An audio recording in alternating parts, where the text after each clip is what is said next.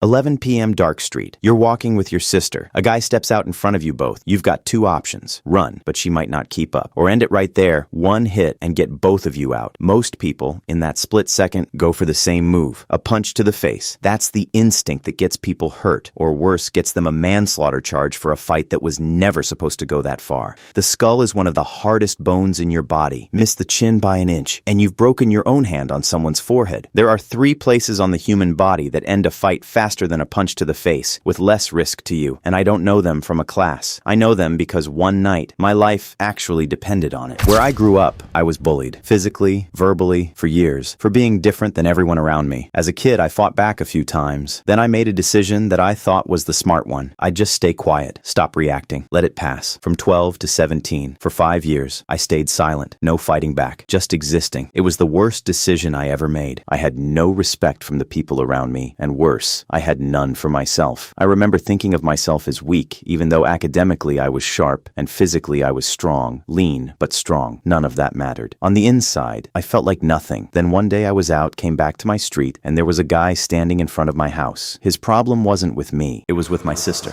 Something in me just broke, snapped. 5 years of silence, gone in a second. I don't remember deciding anything. I don't remember thinking. The next clear memory I have, I'm holding him in a rear naked choke, and my neighbors are pulling me off him. That day taught me 2 things. One of them changed how I see myself, permanently. The other one is the reason I'm making this video, because it's the actual physical difference between a fight that ends in 3 seconds and one that gets someone seriously hurt.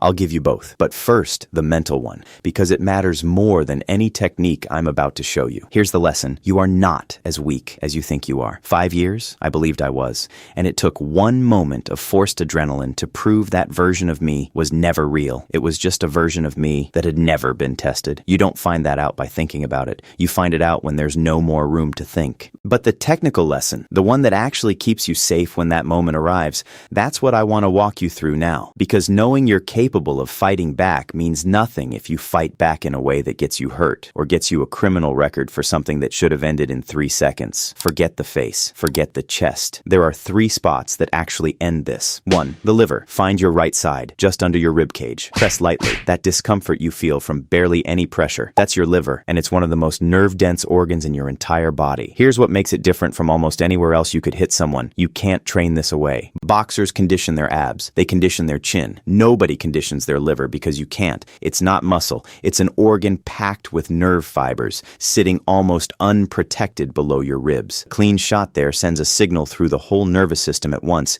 and it disrupts the diaphragm enough that breathing stops being an option for a few seconds. The body doesn't choose to go down. It has no other choice. Real fights happen close, not at arm's length like a boxing match. If you're in tight, shift your weight, drive your rear hand up and under the ribs, angled into that spot, not a wide punch. A short, compact, driven strike. 2. The throat. This is the one I actually used that night, in a different form. A choke is a throat and airway technique, and I want to be straight with you. This is the most serious target on this list, and it should be treated that way. The windpipe sits right at the front of the neck, and it takes almost nothing to disrupt it. A fraction of the force it takes to seriously hurt most other parts of the body. A solid strike there, and breathing stops being automatic. The body's whole focus narrows to one thing: air. Nothing else matters to someone in that state. Not continuing the fight, not you, nothing. That's exactly why this is a last resort target, not a first move. This is for when there's no more room to negotiate with the situation, not for someone who bumped into you at a bar. 3. The knee. And this one's different from the other 2, on purpose. Here's something nobody tells you about the liver shot or the throat shot. Both of them rely on the other person's nervous system cooperating. Pain signals, breathing disruption. Under enough adrenaline, in the wrong moment, those signals can get delayed. You've heard the stories. Someone takes a shot that should drop them, and it barely slows them down. The knee doesn't have that problem. It's a hinge joint. It only bends one way. Force it sideways, and it doesn't matter how much adrenaline is in someone's system, how big they are, or how much pain they can tolerate. Tendons and ligaments do not negotiate. A joint forced in a direction it doesn't move simply fails structurally, immediately. No cooperation required. If someone's coming at you and the range is right, a strike to the side of the knee, not the front, the side, takes their base out from under them. And someone without a working leg isn't chasing you, isn't swinging at you, isn't doing anything except trying to stay upright. I'm not the same person person I was at 17. My posture changed. The way I talked to people changed. I stopped shrinking in rooms. And it didn't come from a mindset shift or a self-help video. It came from finding out the hard way that the version of me who thought he was weak had just never been tested. I'll say this the same way I'd want someone to say it to me. If you're doing this to prove something, to impress someone, to win an argument, you are not the audience for this video. Walk away. Every time you can, walk away. But if it's real, if there's no more room to walk away, you don't reach for the face. You reach for the liver, the throat, or the knee. Precise, fast, over before it really starts. You are not as weak as you think you are. Most people just never find out. If this gave you something real, subscribe. I've got more like this coming every week. And drop a comment. I know where to hit if you're taking this seriously.